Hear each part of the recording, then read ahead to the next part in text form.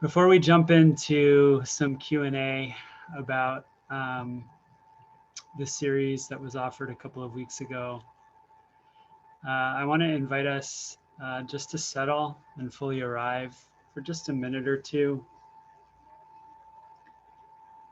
And we can put aside the to-do list, turn off any chimes or alerts that may be set to go off automatically on our phones. We can close other screens or other windows, and we can simply be here now in this moment, cultivating presence, touching in with this part of us that is already awake. And if it's comfortable for you, you can close your eyes. If that feels activating for you in any way, you can also keep them open with a soft gaze without focusing on anything in particular.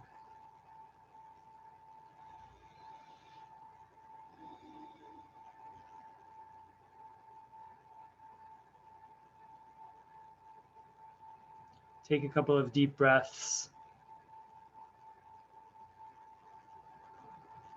And with each out breath, allow yourself to relax more deeply into the body.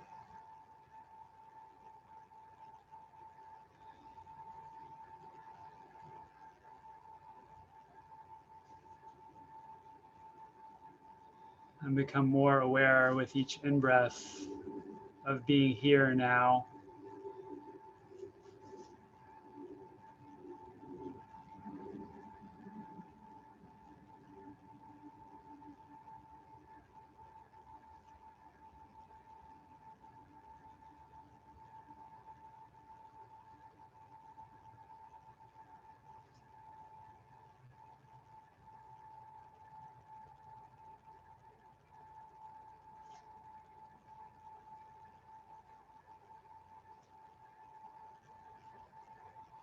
And you might choose an anchor such as the breath, or if this feels more accessible and calming for you, you may focus on sounds that arise and pass away.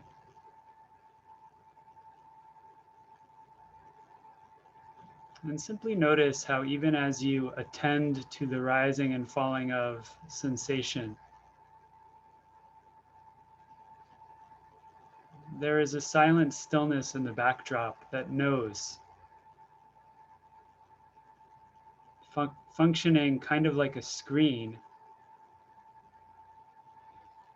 as the picture show of sensation and thought changes, moves, arises, passes.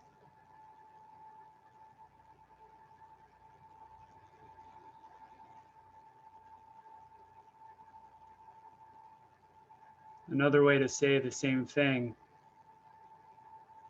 in the foreground of our attention, we notice sensation,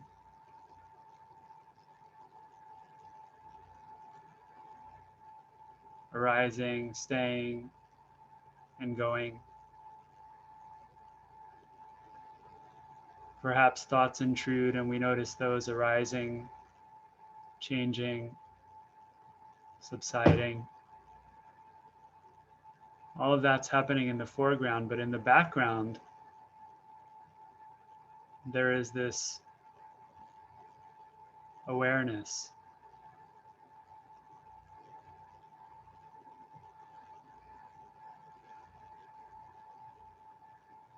That remains unaffected, unmoved, untarnished in any way by the objects that it beholds.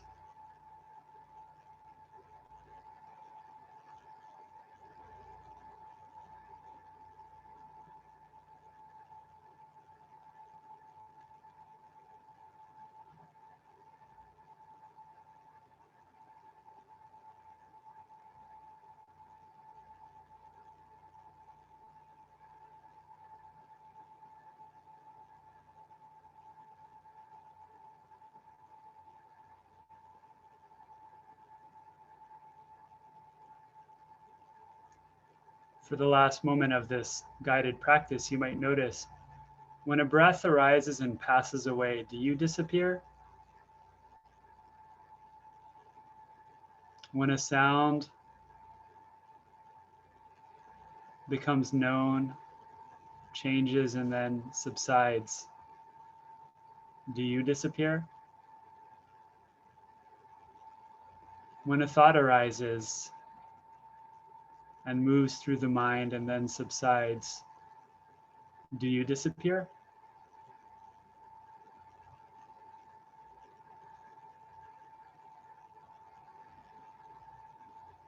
What remains behind, even as all conditioned experience changes and passes away?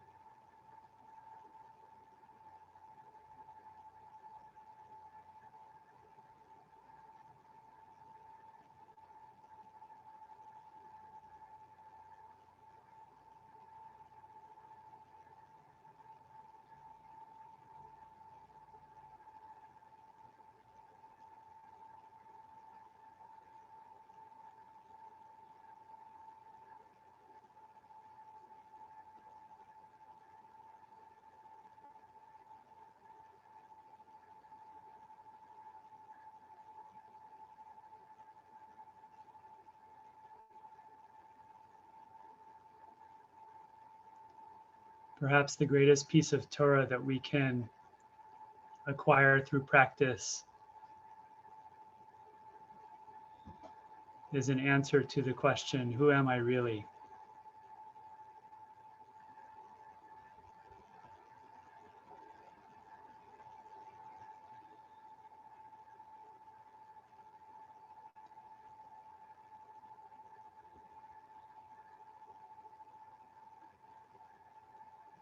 And perhaps through the week-long series and through this practice this morning,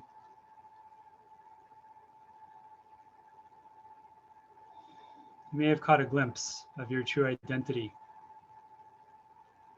as loving awareness.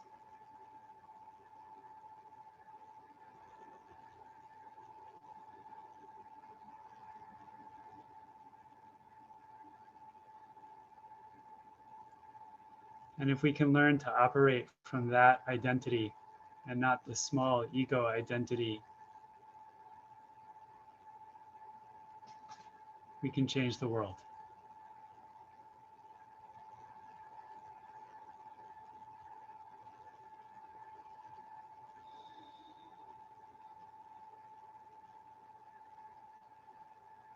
And so in a moment, I'll ring the bell. And even as you hear the sound of the bell arising and passing away, again, come back to the question, not as something to be pondered or figured out, but as something to contemplate in the laboratory of your own moment-to-moment experience.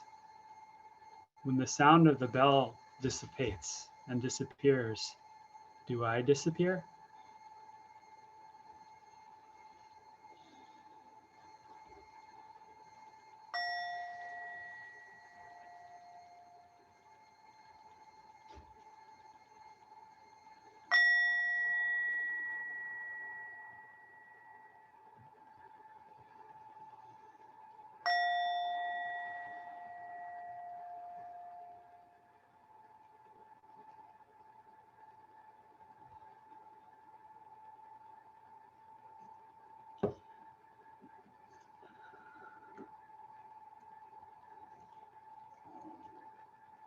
I'm going to invite you to open your eyes if they've been closed.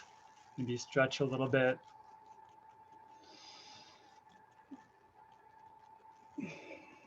And even as we turn to some questions and an exploration with one another,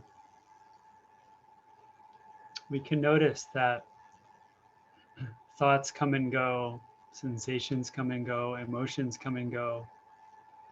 And in the backdrop, there is this luminous knowing,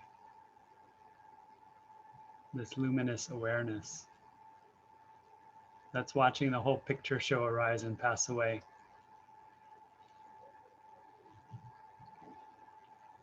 So we have a couple of questions here that were sent in advance, and I'd like to address those head on, and then we'll open it up in the chat for additional questions.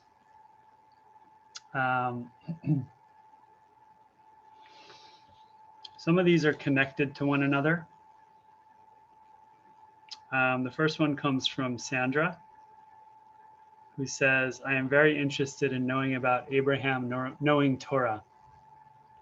I don't know if you all remember, but we started the series with the text from the classical Midrash, Genesis Rabbah, chapter 95, about how Abraham intuited, as it were, the entire Torah before it was ever given at Sinai. And there's a couple of different models for how he acquired that Torah. One is that his kidneys became like jugs that were just overflowing with divine wisdom. The second is that he studied his own karma, right? The consequences of his own actions. And through that, he came into wisdom. He understood what causes and conditions, what choices, what habits and dispositions and ways of being ultimately lead to my drawing closer to my own divine nature and a divine way of being, in which ultimately cause more separation and division and harm and take me away from my divine nature. So Sandra asks about this question. If Abraham knew Torah, when did he know it? If Abraham knew Torah, when did he know it? And I saw that someone wants me to put the questions in the chat. Sadly, I can't think and talk and also type. If someone wants to volunteer, maybe I can ask a friend here to volunteer and write the questions in the chat. That would be such a great service to this community of practice. So if anyone wants to do that, you can go ahead. If Abraham knew Torah, when did he know it? Before the binding of Isaac? If he knew Torah, how did he live his life? Because he was a big part of Torah. Hope this makes sense. So when did he know Torah? That's a great question, right? I mean, on the one hand, there's no way for us to know.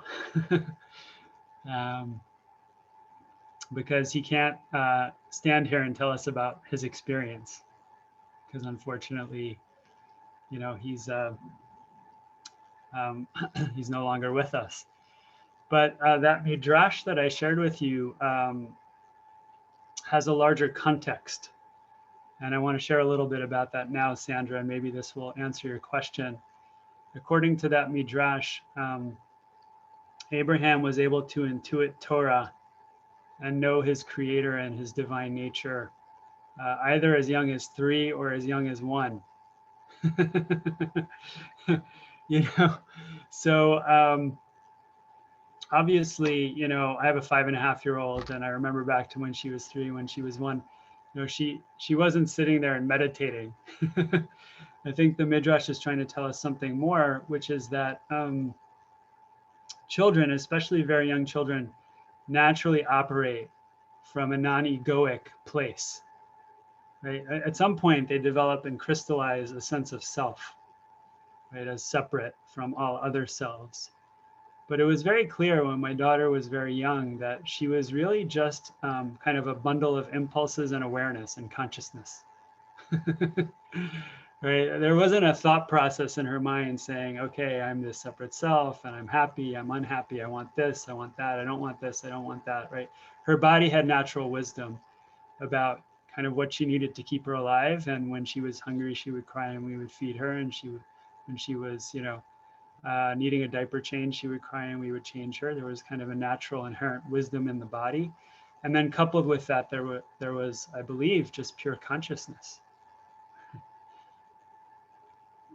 Now, of course, she wasn't self-conscious in the sense that she couldn't turn her awareness back on itself with intention to come to know awareness as awareness, right? And all of its qualities that are innate to it, right? But she, and all of us, right, when we were babies, had this kind of intuitive way of being that was a natural expression of awareness. And when I say that awareness is loving, by the way, innately loving, or that you are, or I am, or we all are loving awareness at our core, consider for a moment that awareness naturally, when it senses suffering or discomfort, it naturally moves us toward the alleviation of that suffering. In other words, it's innately compassionate. Right? And when it senses that we might acquire happiness through this, that, or the other, it naturally moves us in that direction. And in that regard, it's innately loving. It's a loving act. It's a loving impulse to want to be happy and to move toward that which we believe may bring about our happiness.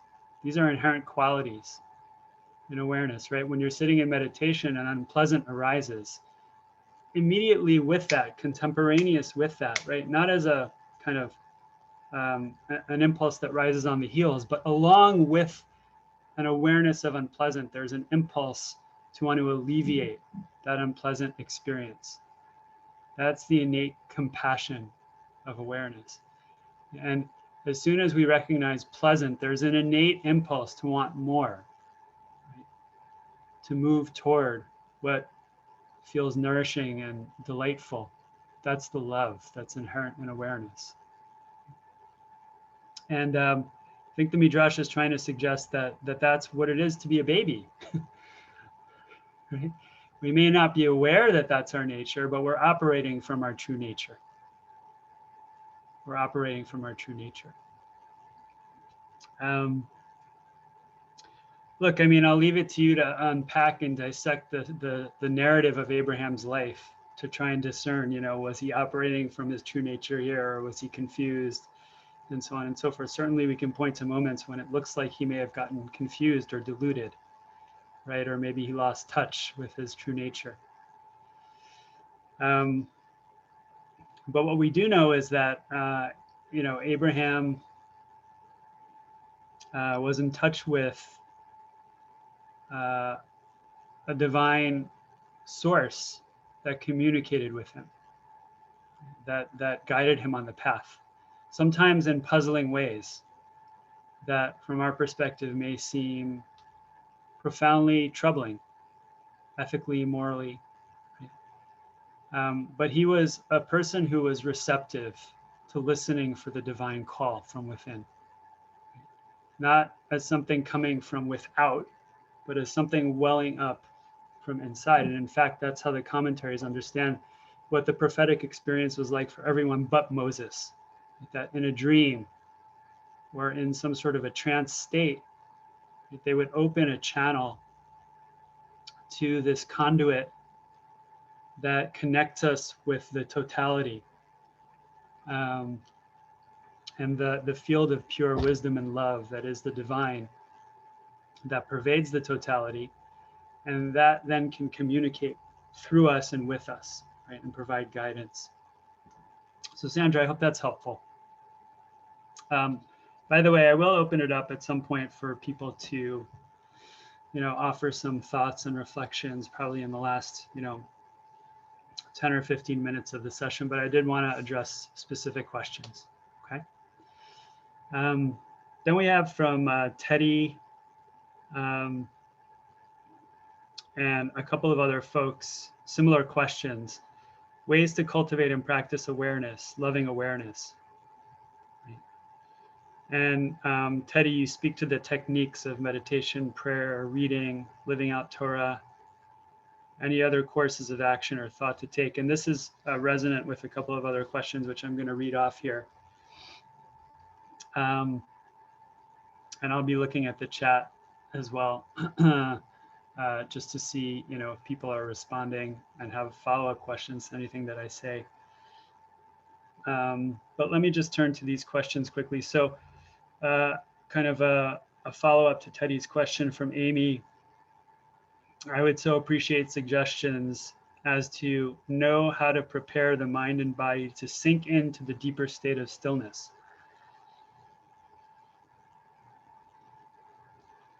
And Nancy's question, is it possible to stay completely grounded when you know and feel the connection to the spiritual arena?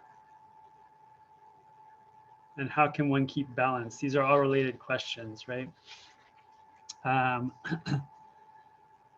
And Mira, a final question that's closely related. You referred to the part of us that is always awake. What does it mean to be intimate with the divine? How do you or I continue to train my heart, body, mind to connect with my true nature, the part of me that knows the way home? Right, so all of these questions, I think, are pointing us in the same direction.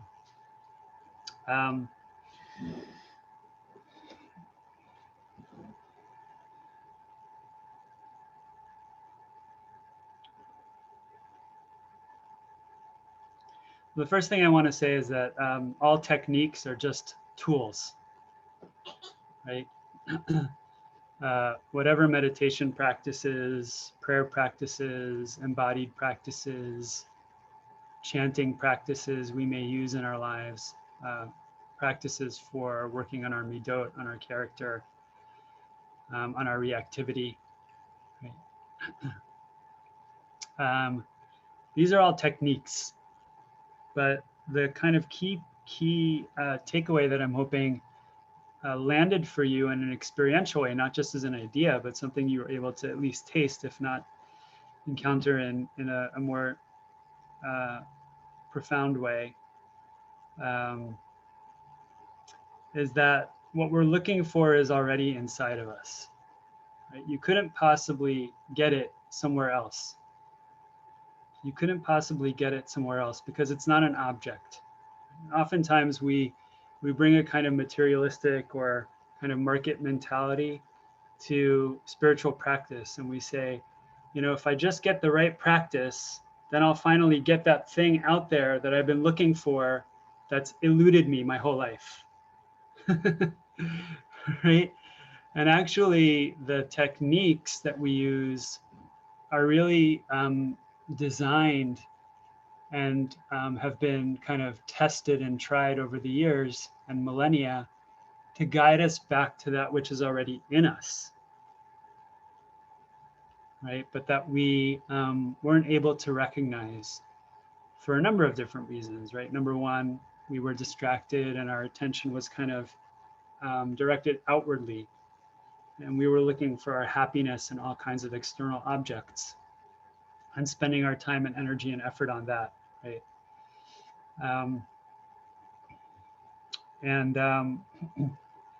Secondly, even if we have begun to turn inward, there's a lot of static. There's a lot of noise, right? And the mind isn't very stable. So it doesn't really have the capacity to really kind of probe and penetrate deeply into what's really going on underneath the static.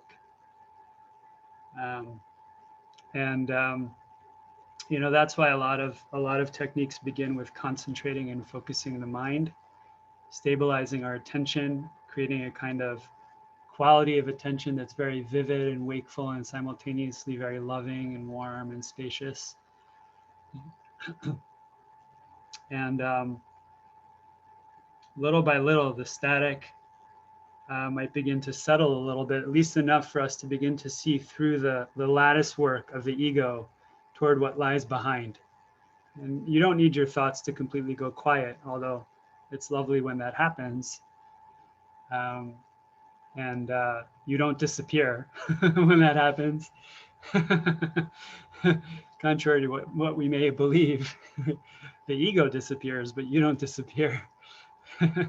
You know, but all we really need is enough settling and kind of vividness and stability of mind, so that instead of being just kind of an ocean of static, you can begin to see that there's like kind of a lattice work. Right? There are gaps, and through those gaps, something is shining through.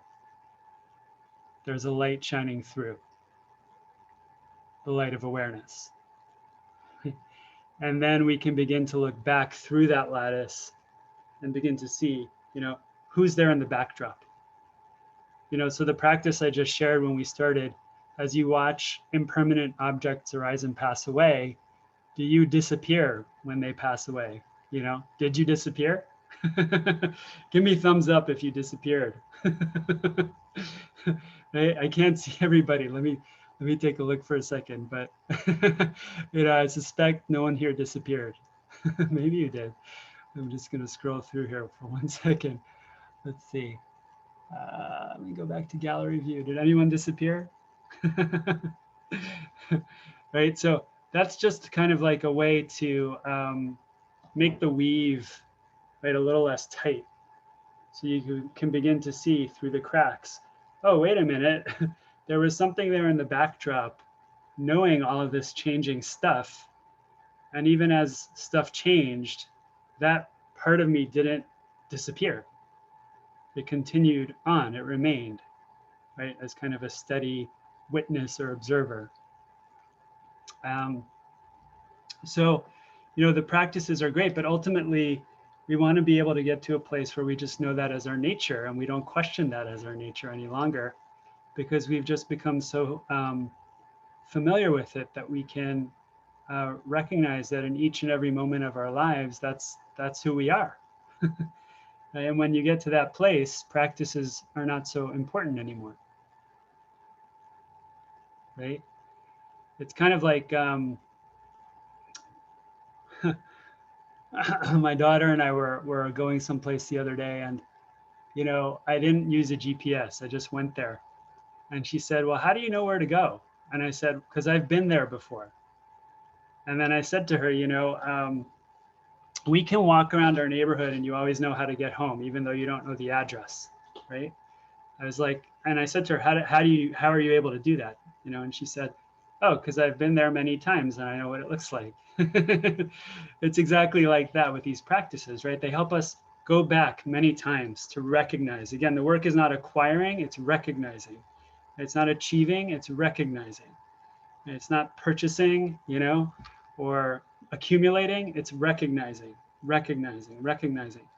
And the more often we use a variety of practices to go back to this place and recognize it, the more stable our recognition becomes, and the easier it is to rest back into that part of us and to find our way back, right? So, I mean, in reality, we're all resting in that part of us right now. Every other part of us is arising in that part of us. And there's nothing we could do to change that. There's nothing we could do to in any way alter that reality. But our recognition may not be stable. And it may not be clear how to acquire that recognition or awaken that recognition. So look, there's a lot of different techniques. The one that I just taught before is one that's really simple. Just watch watch all of the phenomenal experience, right? That you notice when you're sitting in meditation or while you're walking down the street. Watch it change, and then just notice as it's changing and passing away. Did I disappear? The obvious conclusion that we come to is no, I didn't disappear, but that's not the full recognition yet, because we need to then turn that part of us that knows that it didn't disappear, right, around, so that it's looking at itself, so that it can know its own nature. And that naturally happens when we maintain an awareness of our awareness, right? When we continue to be conscious that we are conscious, not conscious of X, Y, or Z, but just conscious. So the way that the Taoist tradition talks about this is turn the light around, turn the light around. Right? Can you take the light of awareness that's usually shining into our experience of world, body, and mind? Can you turn it around to, as it were, gaze at itself and drop into its own nature? Right? But then there are other kind of concrete techniques, like look for the spaces between thoughts. What remains when thoughts pass away? And as you do that, you'll notice, if you come back to that practice, that the spaces between thoughts begin to get longer and longer and longer and longer and longer. And eventually thoughts may disappear altogether, at least for a certain period of time. And you don't disappear, but you come to know yourself as the witness, right? This luminous, spacious, loving, expansive, radiant, spiritual essence comes out of hiding, as it were, and you know yourself as that. Right? Or you can use the kind of practice that is advocated by Ramana Maharshi, the great Advaita Vedanta teacher, who said anytime you're having any experience of the phenomenal world, whether it's a sight, a sound, a taste, an experience of touch, right, a smell, another sensation, a thought, a feeling, an impulse, just ask yourself, who's experiencing this? The obvious answer is I am. Then ask yourself, who am I?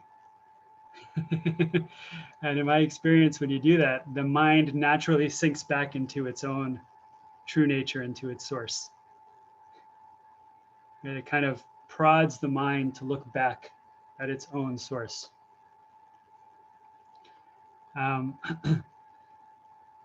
Deborah asks me to illuminate and say again this piece about turning the light around. Right? We talk about enlightenment in our tradition, as well as in the Buddhist tradition and other traditions.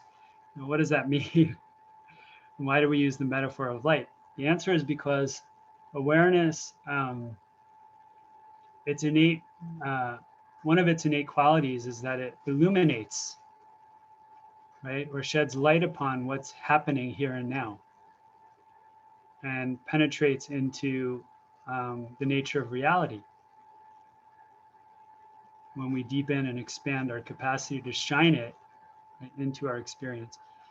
And then ultimately, part of the enlightenment experience, part of our awakening, right, is recognizing, hey, I'm not that body and mind that my ego is so bound up with.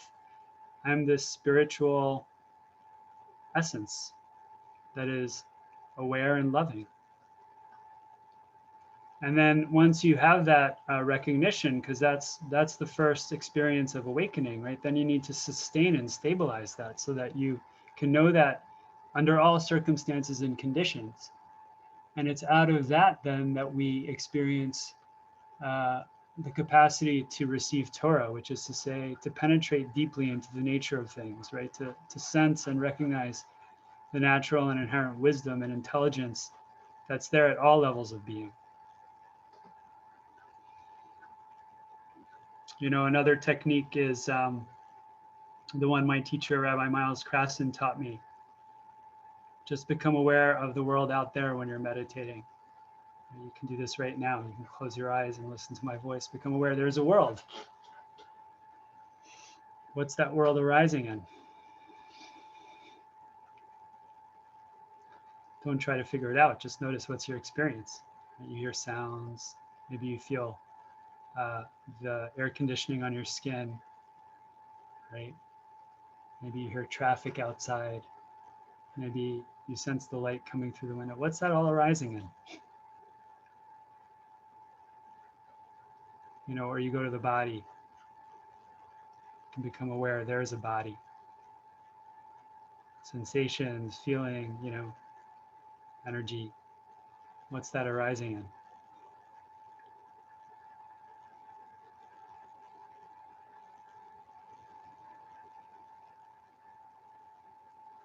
And then you become aware there's a mind, right? This mind, sometimes it's greedy, sometimes it's aversive, sometimes it's distracted, sometimes it's fantasizing, sometimes it's reaching for something, sometimes it's pushing something away, sometimes it's full of light, sometimes it's dim, sometimes it knows, sometimes it's ignorant. What's that all arising in?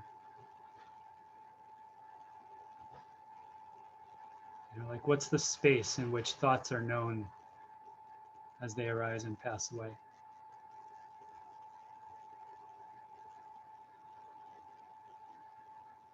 And by, little by little, we recognize everything's arising in awareness. There can be no experience that we ever have, ever in any moment of our lives, that is not arising in awareness. I challenge you to find one. If you succeed, let me know. I'll be surprised. And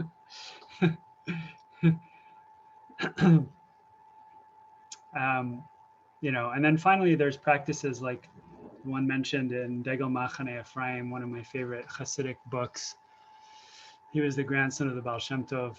He says, look, in our conventional reality, there's a knower and a known, right? A subject and an object.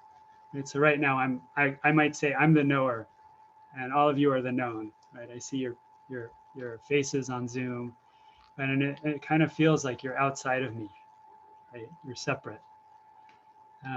So that's kind of a dualistic way of thinking, and that's our conventional way of relating to reality, right? There's a subjective I in here that knows all of the not I's out there, right? And the I in here, right, essentially comes into kind of an I-it relationship with all the other not I's, right?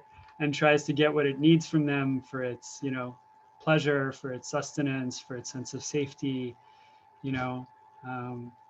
for its continuation, to allay its fears and anxieties and so on and so forth, right? But then there's also just the knowing.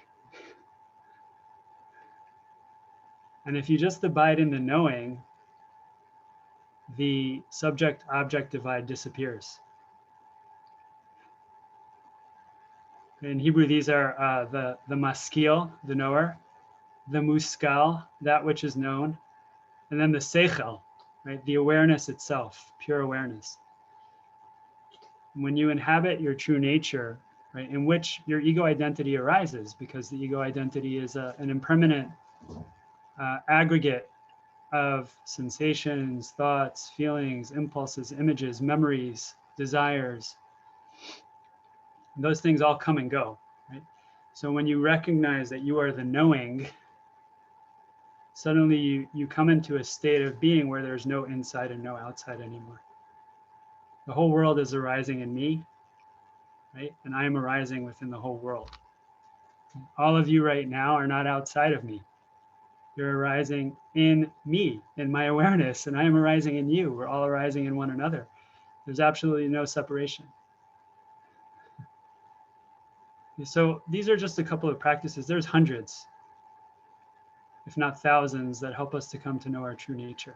I'm just giving you a couple. And then once we recognize our true nature, right, out of that ground of pure knowing, that's where our inner Torah kind of presents itself to us, right, out of that ocean of awareness. Now, let me take a look for a moment at some of the questions in the chat, if you'll bear with me, because I don't want to leave people behind here. Okay.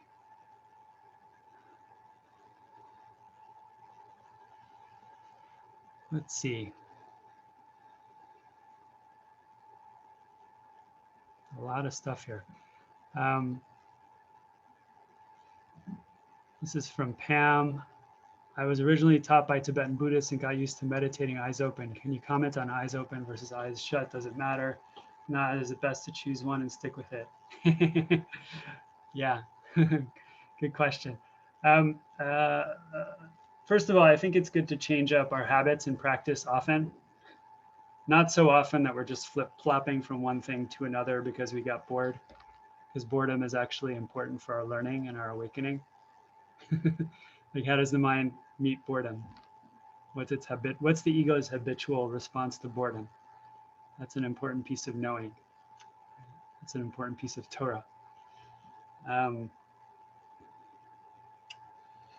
uh, but change up your posture.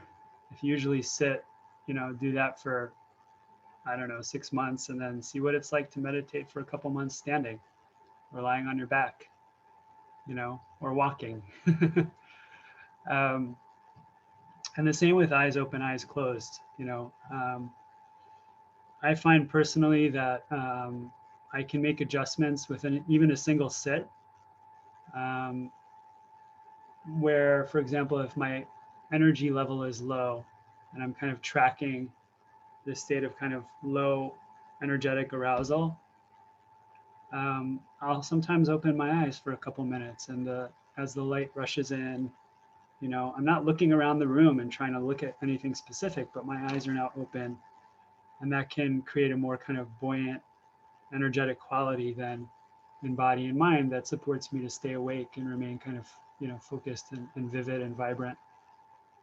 Um, but other times I'll close my eyes because maybe there's an overabundance of energy. you know um, so these are things we need to check out in the laboratory of our own experience. There's no right or wrong answer. There's no silver bullet. We always need to be responsive to whatever's arising here and now. And in general, I recommend tracking your energy levels when you're meditating and trying to find kind of like a point that's not too tight and not too loose, right? It's like the Buddha offered the metaphor of a sitar, right? If we tune the strings and we turn the pegs until they're too tight, the string will snap. And on the other hand, if they're too loose, there's no capacity to create vibration and make sound, right? So that's what we're going for in the body, not too tight, not too loose, and also in the mind, right? A quality of attention, vivid, relaxed attention that's not too tight and not too loose. And whether we open or close our eyes can sometimes facilitate finding greater balance around the energetic levels of body and mind when we're meditating. Also, some folks who may have survived trauma may experience very disturbing and challenging and painful and overwhelming images that are accompanied by overwhelming sensations in the body when they close their eyes. And if you fit that bill, I would recommend meditating with your eyes open. Really making it a practice to keep your eyes open in meditation so that you don't re-trigger traumatic memories and sensations. Of course, only you can know from the inside whether that is something that happens for you. So you need to be your own kind of best support in making modifications.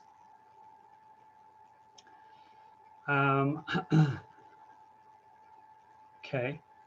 Can you talk more about loving awareness? This is from Philly. My knowing mind often challenges my thinking mind. How can I attribute love or any human characteristic to the divine?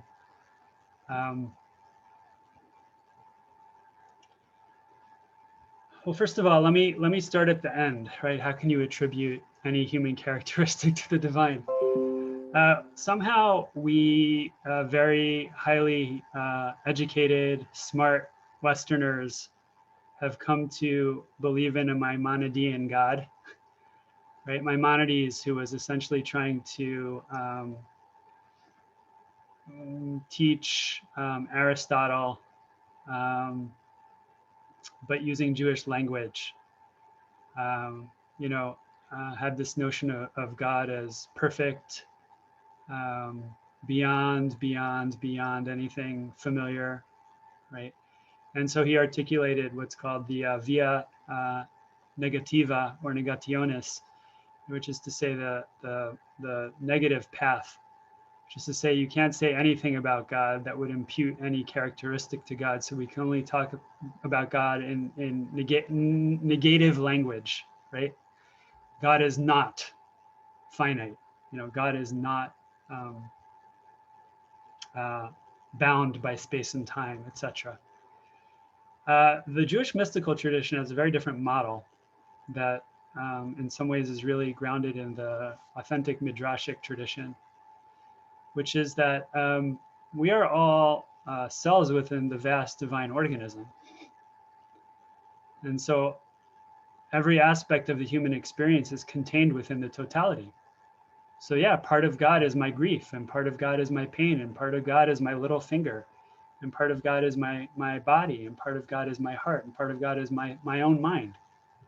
And it's not separate from the whole. Which isn't to say that the totality is characterized by any human qualities, right? But the experience of being a human being is subsumed within the totality that both transcends and includes our conditioned, finite human experience. It's like this story that Ram Dass told in Be Here Now that was quoted as well by Jeff Roth in his book Jewish Mindfulness Meditation Practices for Everyday Life. Imagine two waves are coming into shore. I know some of you have heard me share this story because it's just such a good pointer on the path. Two waves are coming into shore and they both look kind of toward the shoreline and see that their sister waves are crashing and being annihilated, as it were.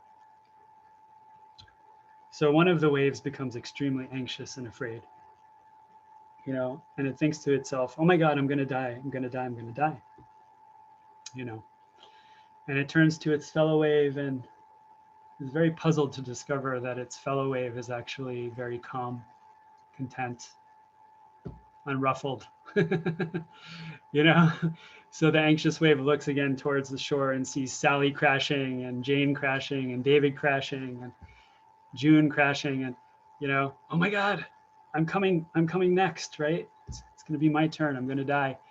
And again, it turns toward the other wave and she's very calm and equanimous, So finally, after doing this song and dance a couple more times, the anxious wave turns to the calm wave and says, I don't get it. We're looking at the same thing. How come you're not troubled in any way? How come you're so calm? And the calm wave says, it's because I know something that you don't. I am not just a wave. I'm water. So imagine each wave as our finite being, right? The body, our finite mind, right? Our everyday mind, thinking, it's spinning a sense of self that's separate from all other selves, trying to figure out how to get this separate sense of self's needs met, right? And trying to control and manipulate the external world to make that happen. And when we're in that mode, it's very easy to forget that we're part of the vast ocean, right, of pure consciousness. That is itself, right, the ground of being. And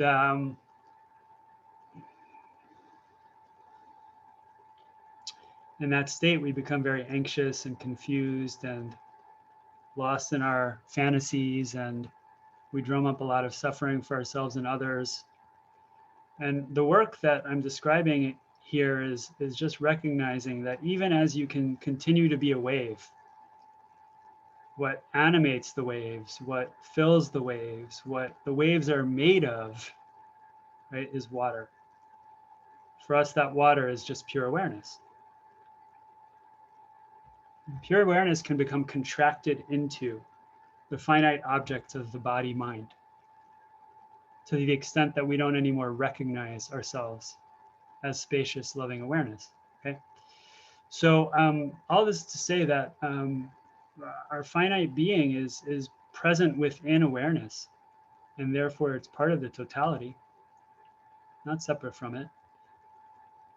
So I don't have a problem saying, God is listening through my ear,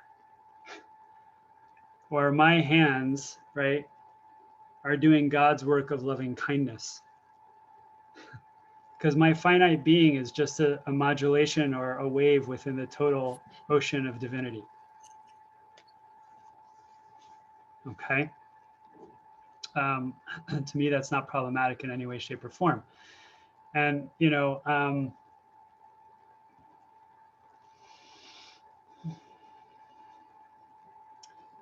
terms of awareness being loving,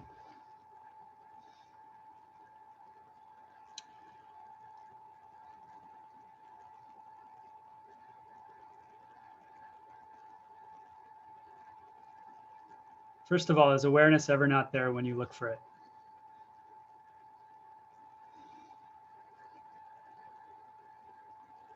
Right? So what we're talking about here is a presence that never wavers. It's never flagging. It's like a mother, as it were, that is always there for her child, right? Unremittingly. No matter the child's state of calm or dysregulation, the mother remains there as a calming, loving, knowing, embracing presence. Right? And then secondly, as the objects of the body, mind, and world arise and pass away, awareness never says, I reject you or I cling to you. It's the ego mind, right? The mind that's spinning thoughts that does that. But awareness just meets everything with love, with acceptance. It just knows what's there, right? With this kind of warmth. So, that's why I describe it as really indiscriminately loving. Indiscriminately loving. Okay, I'm mindful of the time. There's a lot more questions here.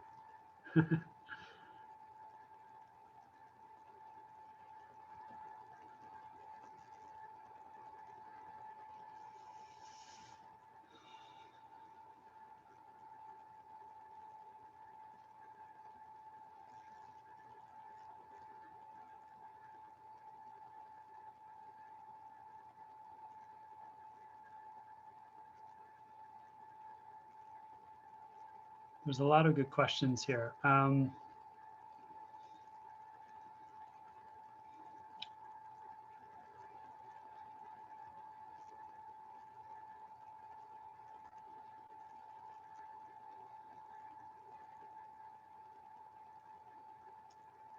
So I'm going to go to a question here by, or from rather,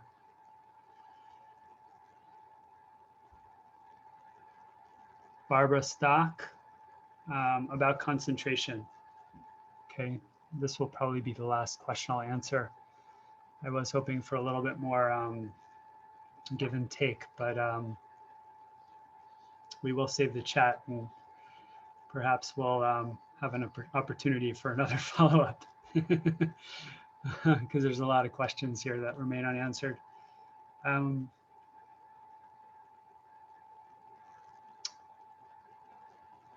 Look, to recognize our true nature as loving awareness, we don't need to be very focused at all. We just need to turn our attention inward and ask ourselves, who's the witness here? Who's the knower? And it's very simple, even though it's sometimes it's so simple that we don't believe it, and we think, really? That was there all along? That's not so special. It's actually quite ordinary. In fact, everybody shares equally in that nature, right? In that regard, we're all equal. No one's, special or elevated above another, right? That's only on the level of the ego identity where we think, I'm less than someone or I'm better than someone, but we all share in this loving awareness as our true nature, right? And that awareness is beyond identity or personality. So actually, it's exactly the same for each and every one of us. And recognizing it, just requires us to see that the self that we usually identify with is always changing, right? And so it can't be who we really are. You can become aware of that fairly easily. I mean, it's obvious now that you're listening to my voice, and my voice is changing, right? And you can just take a moment to notice thoughts coming and going. You can see, oh, those thoughts, that's not who I really am. They're changing. Right? The trick is, and this is where concentration becomes helpful, is to stabilize that recognition, right? Which means that we need to be able to remain continuously, eventually, right? We need to be able to remain continuously aware of who we truly are, moment by moment by moment by moment by moment. And we do that by dipping our feet into that well again and again and again and again and again and again and again and again, 10,000 times, a million times. Eventually, it becomes much easier to access. So, how do you train the mind? How do you stabilize the mind? Well, there's thousands upon thousands of concentration practices, and you need to use the ones that work for you, right? But we want to get stable enough, to be able to observe unswervingly the changing flow of experience from moment to moment to moment, so that we can begin to break our identification with the body mind, the conventional body mind, right? Which has a strong hold over us, a very strong hold. We have come to believe that that's who we are. And every message we get externally, right, as well as from our own mind, tells us that's who we are. So if we're able to concentrate and stabilize our attention, we can watch and dissect and really deconstruct all of the things we cling to as I, me, or mine, and see every single one of them without exception is impermanent. So that's not me, that's not me, that's not me, that's not me, that's not me, that's not me, that's not me. And eventually, the more you do that, the more you begin to break your identification. And if while you're doing that, you simultaneously or intermittently, right, look back to the witness and recognize that that's who you really are, that's who remains behind as these objects change, and you allow awareness to come to know itself, then it becomes much easier to let go of the other things that you're identifying with. So, we need some sort of a one-point practice where we constantly bring our attention back to a stabilizing anchor and develop enough present moment concentration, moment by moment by moment, that will allow us to then direct our attention toward anything we want to pay attention to in the field of our experience and sustain it moment by moment by moment by moment. So for some people, that's the breath, right? And there are some wonderful instructions, both in the Jewish tradition and in the Buddhist tradition, about how do you stabilize attention by watching the breath. For some people, that will be a mantra. For some people, it will be a certain kind of music or chanting that will enable them to get focused and concentrated in that way, right? There's no one size fits all model here, but we do need to do some mind training, because our default tends to be, I'm all over the place, right? And because I'm all over the place, I can never really pay attention to one single thing for any significant period of time for long enough to be able to actually see what it's made of, what are its constituent components, right? And also to witness firsthand how every single one of them is impermanent and changing. So yes, I do highly recommend refining and honing our capacity to concentrate. And yes, we can recognize who we truly are without that, but to sustain and stabilize that awareness of who we truly are takes intense focus and concentration.